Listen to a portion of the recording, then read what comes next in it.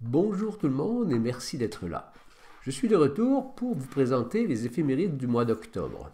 Et en plus, j'ai une nouvelle représentation de la sphère céleste et du globe terrestre. Et oui, le ciel est une sphère et la Terre est un globe. Si la Terre était plate, le ciel serait un disque, mais ça buggerait au niveau du ciel austral.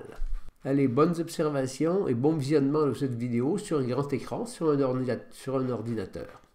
Merci de vous abonner, de liker et de commenter largement. À dans un mois. Le ciel du mois d'octobre 2019. L'animation montre la transformation du ciel au cours du mois, un peu avant le lever du jour, regardant à l'est. La courbe verte représente mon horizon d'observateur situé sur le 45e parallèle nord. Mars fait son apparition au-dessus de l'horizon et sera de plus en plus observable au cours des prochains mois. Cette planète est moins fréquemment visible dans des conditions optimales que les autres planètes, sans parler de Mercure qui se cache toujours près du Soleil. Alors que les autres planètes extérieures, Jupiter, Saturne, Uranus et Neptune, sont en opposition à peu près tous les ans, avec Mars il faut attendre plus de 2 ans. Joli rapprochement avec la Lune cendrée le 26. La dernière opposition était en juillet 2018, la prochaine sera en octobre 2020, dans exactement 1 an. Voici maintenant le ciel du soir à 20h, heure locale, regardant vers le sud. Le 3, rapprochement Lune-Jupiter. Encore une occultation de Saturne par la Lune le 5, visible autour de l'île de Pâques. Occultation également de Pluton le 6, visible en Australie. Rapprochement Lune-Neptune le 10. Pleine Lune le 13. Rapprochement Lune-Uranus le 15. Opposition d'Uranus le 28. Magnitude 5,7. Elle est au plus près de la Terre. Deuxième rapprochement Lune-Jupiter ce mois-ci, à observer plus tôt de la tombée de la nuit à l'horizon ouest, le 31. Voici maintenant ma dernière représentation de la voûte céleste avec le globe terrestre. L'observateur est situé sur le 45e parallèle nord, longitude 0 degré, 50 km à l'est de Bordeaux, France.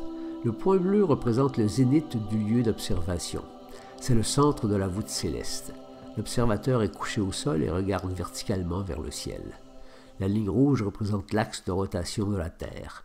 Il va du pôle nord terrestre au nord céleste, près de Polaris de la Petite Ourse. Et c'est parti pour une observation de 24 heures non-stop. La rotation de la Terre nous permet de faire un travelling panoramique sur la voûte céleste. Sauf que lorsque le soleil se lève, les étoiles disparaissent. Attention, ici le ciel est inversé. Maintenant, je reviens à 20h, le 15 octobre, et l'observateur se déplace le long du 45e parallèle nord, toujours à 20h heure locale. Après une course folle de 4h48, nous sommes à Montréal. Le ciel est pratiquement le même qu'à Bordeaux. On repart pour le tour du monde. Portland, Oregon, USA. Ternay, Russie. Mer d'Aral, Russie. Retour à Bordeaux. En 24 heures, le ciel s'est décalé d'environ 1 degré d'est en ouest.